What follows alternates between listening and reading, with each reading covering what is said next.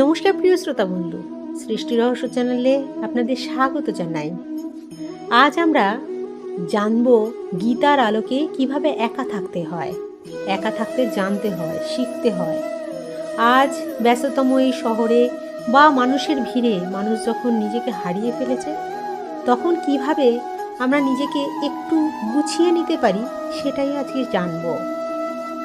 আমরা এমন এক দুনিয়ায় বাস করি যেখানে চারিদিকে হাজার হাজার মানুষের ভিড়, সোশ্যাল মিডিয়া, শত শত ফ্রেন্ডস আর ফলোয়ার।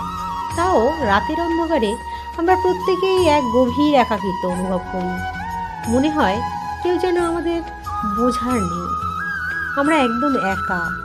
কিন্তু জানেন কি, 5,000 বছর আগে কুরুক্ষেত্রের যুদ্ধক্ষেত্রে দাঁড়িয়ে স্বয়ং ভগবান শ্রীকৃষ্ণ অর্জুনকে একা থাকতে এবং নিজের শক্তির ওপর ভরসা করতে শিখিয়েছিলেন।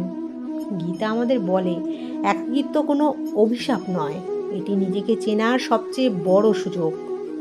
আজ আমরা জানব সেই কৌশলটি যা একাকিত্বকে নিজের সবচেয়ে বড় শক্তিতে পরিণত করবে। শ্রীমদ্ ভাগবত গীতায় শ্রীকৃষ্ণ একটি পরম সত্য আমাদের মনে করিয়ে দিয়েছেন। এই সংসারে মানুষ একাই জন্ম নেয় এবং একাই মৃত্যুবরণ করে।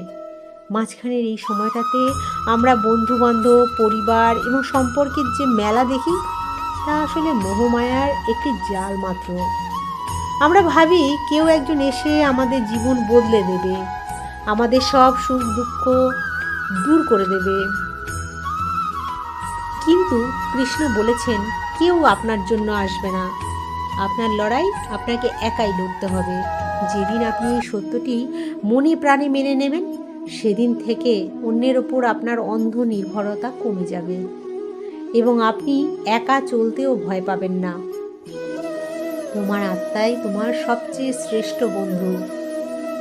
মানুষকে নিজের চেষ্টার দ্বারা নিজেকেই উদ্ধার করতে হবে। নিজেকে কখনো ছোট বা ডিপ্রেশনে তলিয়ে দেওয়া যাবে না, কারণ আপনার এই পৃথিবীতে আপনার মন বা আপনার আত্মাই আপনার একমাত্র শ্রেষ্ঠ বন্ধু। আবার এই মনই আপনার সবচেয়ে বড় শত্রু। যখন আপনি একা থাকেন, তখন বাইরের দুনিয়ার কোলাহল শান্ত হয়ে যায়। আপনি নিজের সাথে কথা বলার সুযোগ পান। যে ব্যক্তি একা থাকার সময় নিজের মনের সাথে বন্ধুত্ব করে নিতে পারে, এই দুনিয়ার কোনো একাকিত্ব তাকে কখনো কষ্ট দিতে পারে না। অন্যের থেকে প্রত্যাশা কমান। আমাদের একাকিত্বের এবং মন ভাঙার সবচেয়ে বড় কারণ কি জানেন? মানুষের প্রতি আমাদের অতিরিক্ত প্রত্যাশা বা এক্সপেকটেশন।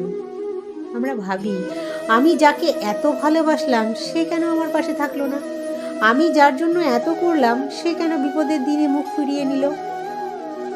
গীতায় শ্রীকৃষ্ণের শ্রেষ্ঠ শিক্ষা হলো নিষ্কাম কর্ম, অর্থাৎ নিজের কর্তব্যটুকু করে যান, কিন্তু বদলে কিছু পাওয়ার আশা রাখবেন না। যখন আপনি মানুষের কাছ থেকে আশা করা ছেড়ে দেবেন, তখন কেউ আপনার পাশে থাকুক বা না থাকুক, আপনার মনে কোনো আফসোস থাকবে না।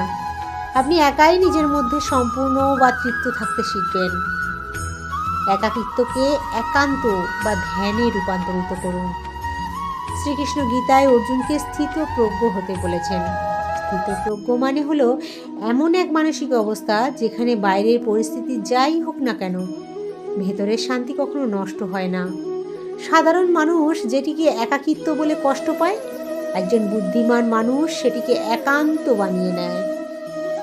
একা থাকার এই সময়টাকে কান্নাকাটি করে সময় নষ্ট না করে নিজের স্কিল বাড়াতে কাজে লাগান।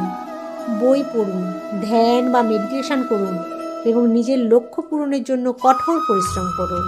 মনে রাখবেন, যারা একা চলার সাহস রাখে, একদিন তাদের পেছনেই পুরো পৃথিবী লাইনে দাঁড়ায়। তাই বন্ধুরা, আজ থেকে যখনই নিজেকে একা মনে হবে, হতাশ হবেন না। মনে মনে ভাববেন, স্বয়ং ঈশ্বর আপনাকে এই একা থাকার সময়টা দিয়েছেন, যাতে আপনি বাইরের ফালতু সম্পর্ক আর মোহ থেকে দূরে গিয়ে নিজেকে আরও শক্তিশালী করে গড়ে তুলতে পারেন। নিজের ওপর বিশ্বাস রাখুন, কর্ম করতে থাকুন।